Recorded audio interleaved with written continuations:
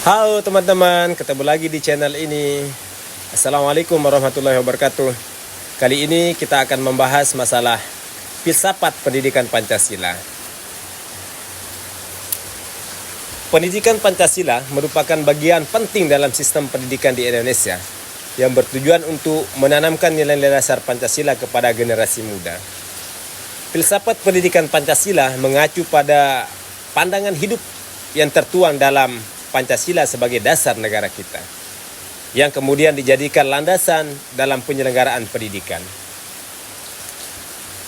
Sebagai suatu sistem filsafat, Pancasila memberikan arah dan tujuan pendidikan yang tidak hanya mencakup aspek kognitif, tetapi juga moral dan sosial yang terintegrasi dengan semangat kebangsaan dan kemanusiaan.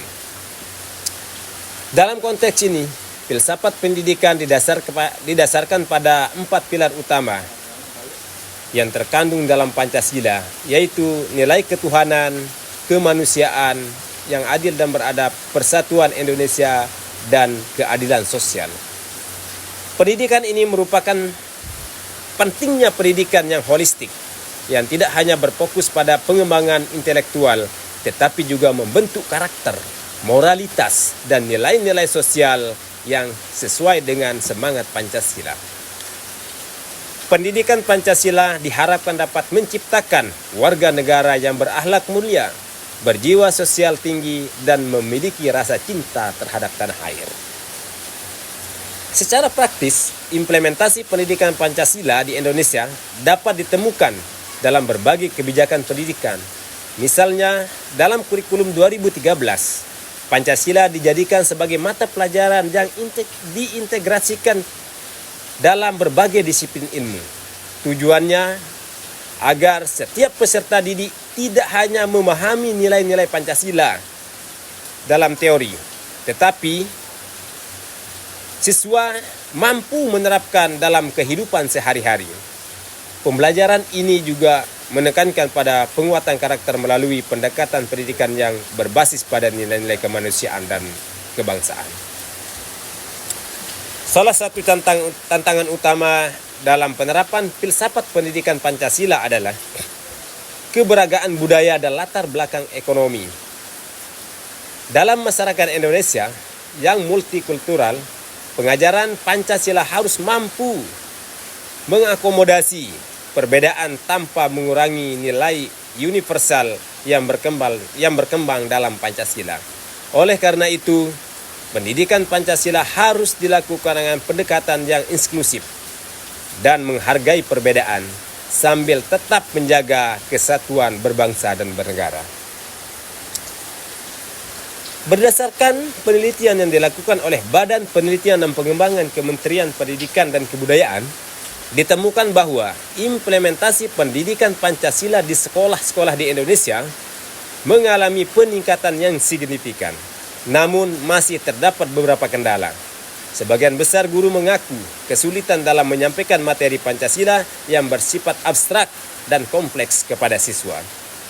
Selain itu, ada pula beberapa persepsi mengenai relevansi materi Pancasila di kalangan peserta didik, terutama di daerah urban yang lebih terbuka terhadap pengaruh budaya global.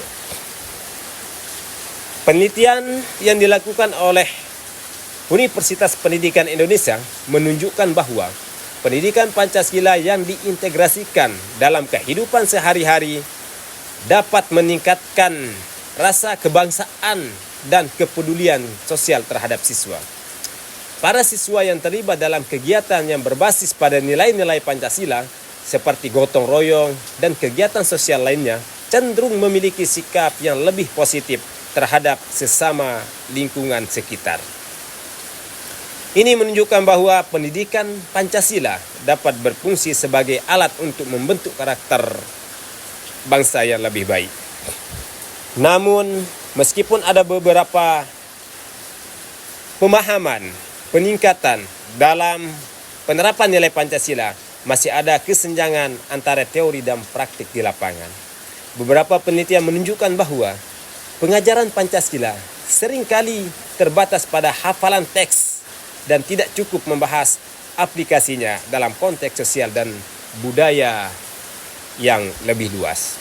Oleh karena itu, perlu ada motivasi dalam metode pengajaran yang lebih konstekstual dalam berbasis pada pengalaman agar siswa benar-benar merasakan dampak positif dari nilai-nilai Pancasila tersebut.